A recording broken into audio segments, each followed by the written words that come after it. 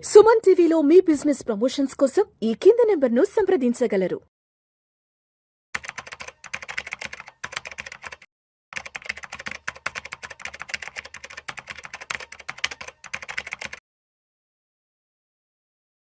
Hello, welcome to Suman TV. నా పేరు Madhu, senior insurance specialist. So ఈరోజు మనం ఎంతో కాలంగా ఎదురు చూస్తున్న వీడియో అనుకొని చెప్పాలి. ఇది ఏంటంటే సీనియర్ సిటిజన్స్కి మనం ఏదైతే హెల్త్ పాలసీ కోసం చూస్తామో అందులో చాలామంది ఆ ప్రీమియం చూసి భయపడిపోయి, అలాగే మెడికల్ ఇష్యూని చూసి భయపడిపోయి సీనియర్ సిటిజన్ పాలసీ అనేది నెగ్లెక్ట్ చేస్తూ ఉన్నారు. సో మీ అందరికీ ఈ వీడియో అనేది చాలా చాలా ఉపయోగపడుతుంది. తప్పకుండా ఎండ్ వరకు చూడండి. సీనియర్ సిటిజన్ పాలసీలో మనం అసలు ఎలాంటి కవరేజ్ తీసుకోవాలి, ప్రజెంట్ ఉన్న కాస్ట్లో మనం కాస్ట్ ఫ్రెండ్లీగా మనం ఎలాంటి పాలసీని సెలెక్ట్ చేసుకోవచ్చు, అలాగే ఎలాంటి విషయాలు మనం చాలా జాగ్రత్తగా ఇన్సూరెన్స్ కంపెనీకి ప్రొవైడ్ చేయాల్సి వస్తుంది మెడికల్ ఇష్యూ సంబంధించి, అలాగే వాళ్ళ యొక్క మెడికల్ టెస్టులు ఒకవేళ చేయాలనుకుంటే ఎలాంటి ప్లేస్లో మెడికల్ టెస్టులు చేయించాలి అండ్ ఎంత కవరేజ్ తీసుకోవాలి, ఎలాంటి సబ్లిమిట్స్, ఇవన్నిటి గురించి మనం ఒక టాపిక్ అనేది ఈరోజు చేయబోతున్నాము. సో అన్నిటికంటే ముఖ్యంగా సీనియర్ సిటిజన్ పాలసీ అనగానే ప్రతి ఒక్కరు అనుకుంటారు అంటే మన ఫాదర్ అండ్ మదర్కి మంచి పాలసీ ఇప్పిద్దాం అనుకుంటారు, కానీ అందులో కొన్ని ఛాలెంజెస్ వస్తాయి. సో ఈ ఛాలెంజెస్లో ఇక్కడ రాసిన 4 ఛాలెంజెస్ అనేది చాలా చాలా మనం ఫ్రీక్వెంట్గా చూస్తున్న ఛాలెంజెస్ అనమాట. సో అందులో అన్నిటికంటే ముఖ్యం ఏంటంటే అందరికీ ఇది ఇక్కడ 4th పాయింట్లో రాశాను, జనరల్లీ ప్రీమియం పేమెంట్ అనేది కొంచెం స్ట్రగుల్ ఉంటుంది. ఎందుకనంటే యంగ్ ఏజ్లో ఉన్న వాళ్ళకి 15-20,000 లోపున మనకు మంచి కవరేజ్ అనేది వస్తుంది, కానీ సీనియర్ సిటిజన్స్కి వచ్చేసరికి ప్రీమియం అనేది ఎక్కువగా ఉంటుంది. మరి ఇలా ఎక్కువ ప్రీమియం ఉన్నదని చెప్పేసి మనం నెగ్లెక్ట్ చేస్తామంటే రేపు పొద్దున మనకంటే ముందు మెడికల్ ఎమర్జెన్సీ వచ్చేది సీనియర్ సిటిజన్స్కి. ఒకవేళ మనకు వచ్చినా అది మన ఇంట్లో వాళ్ళకి వచ్చిన ఎండ్ ఆఫ్ ది డే మనం లాస్ అయ్యేది మనం సేవ్ చేసుకున్న డబ్బు. కాబట్టి ముందుగా ఫ్యామిలీలో సీనియర్ సిటిజన్ పాలసీ అనేది కంప్లీట్ చేసుకోవాలి. దానితో పాటుగా మన దగ్గర ఇంకో కొన్ని ఇష్యూస్ ఏంటనంటే వాళ్ళకి ఆల్రెడీ కొంత మెడికల్ కూడా ఇష్యూస్ అనేవి వస్తూ ఉంటాయి. మరి మెడికల్ ఇష్యూ ఉంటుంది, బీపీ ఉంటుంది, షుగర్ ఉంటుంది, థైరాయిడ్ ఉంటుంది, కొంతమందికి ఇంకా డిఫరెంట్ ఇష్యూస్ అనేటివి ఉంటాయి. అలాంటి ఇష్యూస్ ఉన్నప్పుడు మన పాలసీ అసలు వస్తుందా రాదా, రెండవది మన యొక్క బడ్జెట్లో మరి ఆ పాలసీ అనేది కంప్లీట్ అవుతుందా లేదా, తర్వాత ఫిజికల్ మెడికల్ టెస్ట్ అవసరం పడితే చాలామంది విలేజెస్లో ఉన్న వాళ్ళకి సీనియర్ సిటిజన్స్కి పాలసీ తీసుకోవాలనుకుంటే కంపల్సరీ మెడికల్స్ అడుగుతారు. అబోవ్ 55-60 వచ్చిన తర్వాత వీళ్ళు డయాగ్నోటిక్ సెంటర్కి, నియరెస్ట్ డయాగ్నోటిక్ సెంటర్కి వెళ్ళి టెస్టులు చేయించుకొని రావాల్సి వస్తుంది. ఇది కూడా ఒక రకమైన ప్రాబ్లం. ఎందుకంటే వాళ్ళు మూమెంట్ అంటే వెళ్ళలేని పరిస్థితి ఉంటారు, లేదా వాళ్ళకి ట్రాన్స్పోర్టేషన్ అవైలబుల్ ఉండదు. చాలామంది పిల్లలు ఏంటంటే సిటీస్లో జాబ్ చేస్తూ ఉంటారు, వీళ్ళందరూ విలేజెస్లో ఉంటారు. సో ఇలాంటి ఛాలెంజెస్ని మనం ఏ విధంగా ఓవర్కమ్ చేయొచ్చు అనేది ఈరోజు డిస్కస్ చేద్దాము. సో ఇక్కడ పాలసీ తీసుకునే ముందు అసలు మీరు డిసైడ్ అవుతున్నారు ఈరోజు మన పేరెంట్స్కి మంచి పాలసీ ఇప్పించాలని, దానికంటే ముందు చాలా చాలా మ్యాండేటరీగా మీరు చూసుకోవాల్సినవి ఏంటంటే ఇక్కడ అన్నిటికంటే ముఖ్యం అఫోర్డబిలిటీ చూసుకోవాలి. మనం ఈరోజు ఏదో ఎమర్జెన్సీని చూసి ఓ 50,000 1,00,000 అని చెప్పేసి ప్రీమియం కట్టేసాము, బట్ నెక్స్ట్ ఇయర్ మళ్ళీ ఆ టైంకు మీరు కట్టలేని పరిస్థితి వస్తే ఆ పాలసీ అనేది మీకు ఉపయోగపడదు. కాబట్టి ఎప్పుడైనా సరే మీరు పాలసీ చూజ్ చేసుకున్నప్పుడు మన బడ్జెట్లో ఉందా లేదా అనేది చూసుకోండి ముందే. ఎందుకంటే మన కంపారిజన్ అవైలబుల్లో ఉంది, చాలా మంచి పాలసీస్ విత్ బెస్ట్ రేట్స్ ఇచ్చే కంపెనీస్ ఇప్పుడు అవైలబుల్లో ఉన్నాయి. జనరల్గా మీరు ఈ ప్రీమియం దగ్గర కూడా మీకు కొన్ని రకాల కంపెనీస్ నేమ్స్ నేను ఎండింగ్లో చెప్తాను, ఆ కంపెనీస్లో మీరు ఒకసారి ప్రీమియం చెక్ చేయొచ్చు. అయితే ఎప్పుడైనా సరే మీ హెల్త్ ఇన్సూరెన్స్, మీ లైఫ్ ఇన్సూరెన్స్తో పాటు వాళ్ళ health insurance every year renewal వస్తుంది. దాన్ని గుర్తుపెట్టుకొని మీరు ప్రీమియం పేమెంట్ అనేది సెలెక్ట్ చేసుకోవాలి. తర్వాత సెకండ్ మోస్ట్ ఇంపార్టెంట్, పాలసీలలో ఒక్కసారి కనుక మనం 45 దాటాము అని అంటే అప్పుడు కోపేమెంట్స్ అనేవి స్టార్ట్ అవుతూ ఉంటాయి. అలా కోపేమెంట్స్ ఉన్న పాలసీని మీరు అవాయిడ్ చేసుకోవాలి. ఎలాంటి సబ్లిమిట్స్ కానీ కోపేమెంట్ కానీ ఉండకూడదు. కోపేమెంట్ అంటే ఏంటి, జనరల్గా కొన్ని కంపెనీస్ 20% కోపే ఇస్తాయి సీనియర్ సిటిజన్స్కి. దీని అర్థం ఏంటంటే మీరు ₹1,00,000 బిల్ కనుక అయిందనుకోండి, 80,000 రూపీస్ కంపెనీ పే చేస్తుంది, మనం 20,000 రూపీస్ పేమెంట్ చేసుకోవాలి. రైట్. ఇదే కనుక ఒక పెద్ద బిల్ అయిందనుకోండి, 5 లక్షలు 10 లక్షలు అయితే మాత్రం 20% పేమెంట్ చేయడం అనేది పెద్ద బర్డెన్ అవుతుంది. కాబట్టి కోపేమెంట్ లేని పాలసీని, సబ్లిమిట్ లేని పాలసీని తీసుకోవాలి. ఇవి రెండు కూడా ఈక్వలే. సబ్లిమిట్ అంటే డిసీజ్కి లిమిట్ పెడతారు. అంటే మీరు ఒక క్యాట్రాక్ట్ ఆపరేషన్ చేసుకున్నారు, అయితే ఇది ఒక మంచి హాస్పిటల్లో చేసుకుంటే మీకు అక్కడ 2 lakhs చేశారనుకోండి, ఇందులో సబ్లిమిట్ మీ పాలసీలో ఒక 30,000 ఉంది. అంటే 30,000 కవర్ చేస్తాడు, మిగిలిన 1,70,000 రూపీస్ మనం పేమెంట్ చేయాల్సి వస్తుంది. మీరు ఇక్కడ ప్రీమియం తక్కువ ఏదో అది చూస్ చేసుకున్నప్పుడు మరి ఇక్కడ లిమిట్ ఏమి ఇచ్చాడు, కోపేమెంట్ ఏమి పెట్టాడు అనేది చూసుకోవాలి. అప్పుడు సరైన పాలసీ మీరు చూస్ చేసుకునే అవకాశం అనేది ఉంటుంది. కాబట్టి ఎలాంటి కోపేమెంట్ లేని, ఎలాంటి సబ్లిమిట్ లేని పాలసీ అనేది మనం తీసుకోవాలి.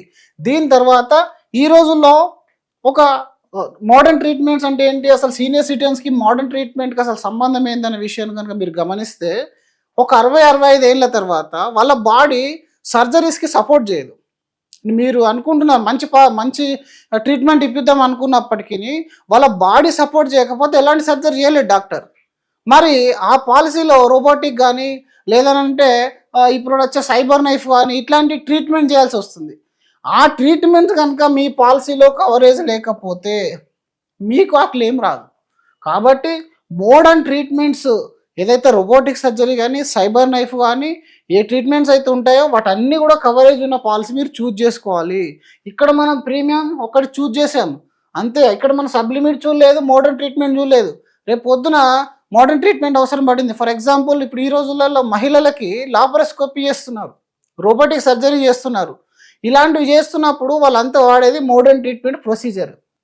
ఇది అవైలబుల్ ఉన్న పాలసీ తీసుకోవాలి. అంటే ఇది ఎందుకు ఉండదు, హెల్త్ ఇన్సూరెన్స్లో ఉంటుంది కదా అంటే, ఇది రీసెంట్గా యాడ్ చేస్తారు. ఇందులో కంపెనీ వైజ్ కొన్ని కంపెనీస్, ఇప్పుడు ఏబిసి అనే కంపెనీస్లో ఇందులో 1 lakh లిమిట్ ఇస్తే ఇక్కడ 50,000 లిమిట్ ఇచ్చాడు, ఇక్కడ అప్ టు లిమిట్ ఎలాంటి లిమిట్ లేకుండా ఫుల్ కవరేజ్ చేస్తున్నాడు.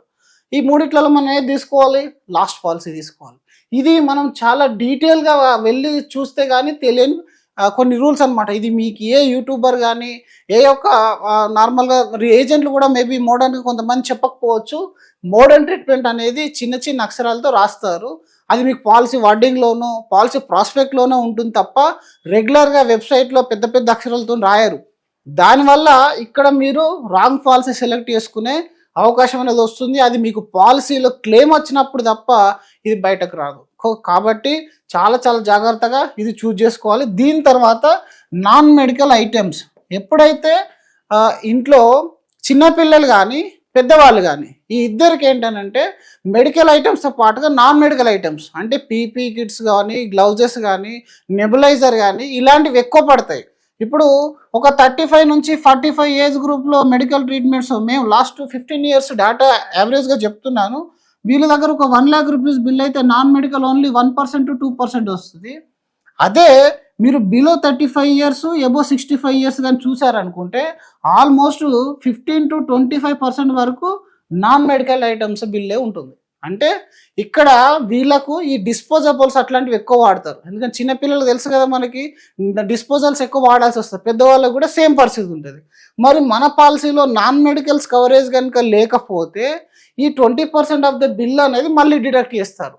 మీరు ఒక మంచి కంపెనీ తీసుకున్నారు, సబ్లిమిట్ లేని కంపెనీ తీసుకున్నారు, మోడర్న్ ట్రీట్మెంట్ కూడా అవైలబుల్ ఉంది, కానీ ఆ పాలసీలో నాన్ మెడికల్స్ కవరేజ్, దీన్నే కన్జ్యూమబుల్ కవరేజ్ అంటారు.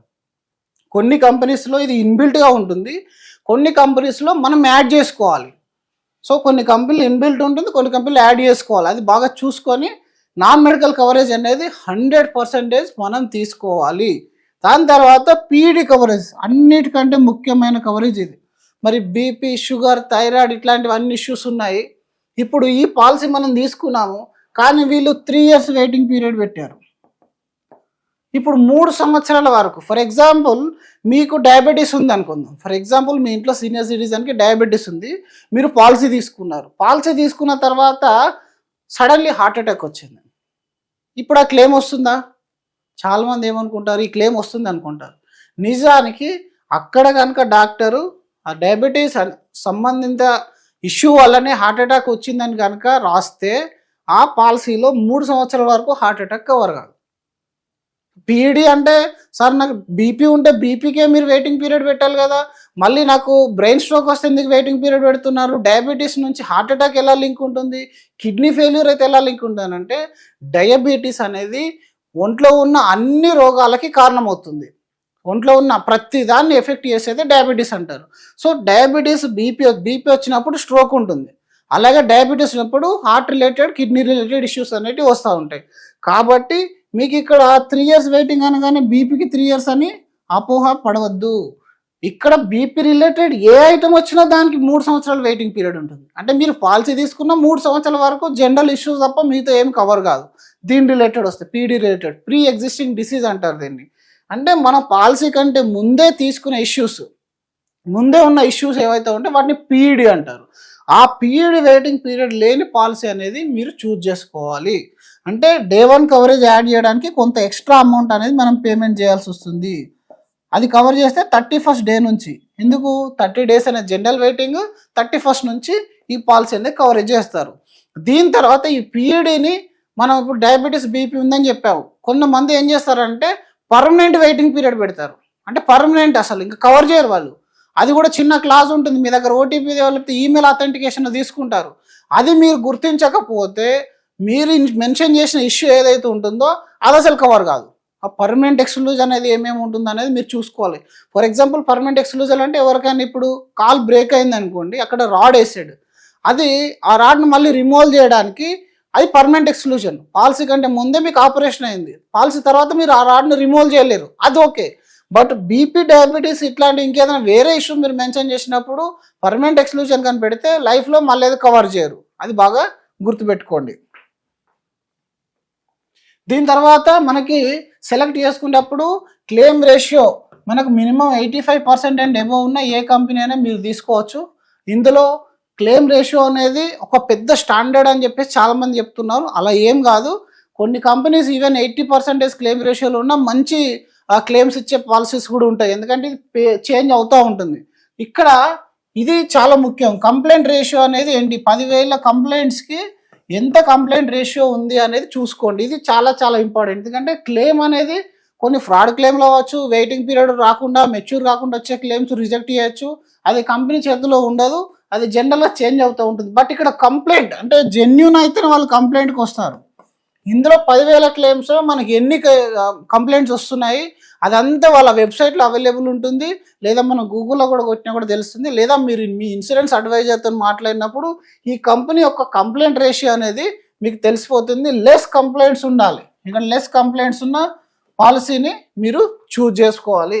ఇంతే కాకుండా నెట్వర్క్ హాస్పిటల్ అనేది ఇంపార్టెంట్, ఎందుకంటే సీనియర్ సిటిజన్ కదా, వీళ్ళు 50-100 కిలోమీటర్లు ట్రావెల్ చేసి హాస్పిటల్లో జాయిన్ అవ్వరు, దగ్గరలో ఏది ఉంటే దానిలో జాయిన్ అయ్యే ప్రసక్తి అనేది ఉంటుంది. కాబట్టి ఎక్కువ నెట్వర్క్ హాస్పిటల్, ముఖ్యంగా మీ ఏరియాలో ఉన్న టాప్ హాస్పిటల్స్ కవర్ చేస్తున్నారా లేదా, ప్రతి కంపెనీ యొక్క గూగుల్లో వెళ్తే వాళ్ళ నెట్వర్క్ హాస్పిటల్ లిస్టుకి సంబంధించిన లింక్ ఉంటుంది.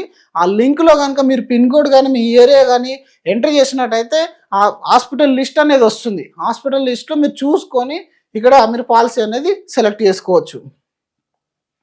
సో ఫైనల్గా మీరు ఏంటంటే ఒకవేళ వీలైతే ఇన్స్టెడ్ ఆఫ్ 1 year మీరు 3 years పాలసీకి వెళ్ళే ప్రయత్నం చేయండి. మనం 1 year, 2 year, 3 year, కొన్ని కంపెనీస్లో 5 సంవత్సరాలు కూడా ఒకేసారి కట్టుకోవచ్చు. దీని యొక్క ఉద్దేశం ఏంటంటే వీళ్ళు ఆల్రెడీ సీనియర్ సిటిజన్స్ కాబట్టి బికాస్ ఆఫ్ మెడికల్ ఇన్ఫ్లేషన్ వల్ల ప్రీమియం పెంచే ఛాన్స్ అనేది ఉంటుంది. ఇప్పుడు జిఎస్టీ తీసేశారు, అందులో మీకు 18% తగ్గిపోయింది. ఈ రేట్లో మీరు 3 years, 5 years బుక్ చేసుకుంటే ఇంకా నెక్స్ట్ 3 years వరకు మీ ప్రీమియం ఎఫెక్ట్ కాదు ఇన్ఫ్లేషన్ వల్ల, అది మీకు సేవ్ అవుతుంది. ఆల్మోస్ట్ మీరు 3 year పాలసీకి వెళ్తే 10% డిస్కౌంట్ ఇస్తారు, దాంతో పాటుగా మీకు 18% జిఎస్టీ సేవ్ అయింది. అంతేకాకుండా ఫ్యూచర్లో పెరిగే ప్రీమియం కూడా మీరు సేవ్ చేస్తారు. సో ఈ 3-4 బెనిఫిట్స్ అనేవి ఉంటాయి. మీ బడ్జెట్ అలో చేస్తే మీరు 3 yearsకి వెళ్తే బెటర్ అవుతుంది. అంతేకాకుండా 3 year పాలసీకి ఈఎంఐ కూడా ఉంటుంది, వీలైతే మీరు ఈఎంఐలో కూడా వెళ్ళిపోవచ్చు. అలాగే కాకుండా మీరు పాలసీ సెలెక్ట్ చేసేటప్పుడు 1 year ప్రీమియం రేట్ని బట్టి మీరు బెస్ట్ పాలసీ అని చూజ్ చేసుకోకూడదు. ఎందుకనంటే ప్రీమియం అనేది ప్రతిసారి ఈ కొత్త పాలసీ లాంచ్ అయినప్పుడల్లా లో ప్రీమియం మీకు ఆఫర్ చేస్తారు, ఆ తర్వాత ప్రీమియం పెంచుతూ ఉంటారు. కాబట్టి ఇది లైఫ్లో ఒకేసారి తీసుకునే కాంట్రాక్ట్ కాబట్టి మీరు ఒకేసారి మంచి పాలసీ మంచి కంపెనీ సెలెక్ట్ చేసుకుంటే ఇంకా లైఫ్ టైం దాన్ని కంటిన్యూ చేయొచ్చు, రైట్. అలాగే ఎప్పుడు కూడా వీలైతే మీ పాలసీని పోటీ చేసుకోవద్దు, ఎందుకంటే సీనియర్ సిటిజన్ పాలసీ కాబట్టి మీకు అన్నీ కూడా డే 1 నుంచి కవరేజ్ అయిపోతాయి, 2-3 ఇయర్స్ అయిపోతాయి. మీరు పోటీ చేస్తే మళ్ళీ కొత్తగా వచ్చిన ఇష్యూస్కి వెయిటింగ్ పీరియడ్ పెట్టే ఛాన్స్ అనేది ఉంటుంది. కాబట్టి ఎప్పుడు పోటీ చేయొద్దు. మీరు బాగా ఆరోగ్యంగా ఉన్నట్టయితే, ఎలాంటి మెడికల్ ఇష్యూస్ లేకపోతేనే పోటీ చేసుకోండి. తర్వాత ప్రీమియం అనేది ఒక 15 days అడ్వాన్స్గా మీరు పేమెంట్ చేసుకోవాలి. సీనియర్ సిటిజన్స్ ఎమర్జెన్సీ మనకి ఎప్పుడు చెప్పి రాదు. ఇది చేసుకోవాలనుకుంటే మీరు దానికి సంబంధించిన ఫండ్ అనేది ఏదైనా ఒక సేఫ్టీ ఇన్వెస్ట్మెంట్ ఆప్షన్లో ఇన్వెస్ట్మెంట్ చేసి ఉంచాలి.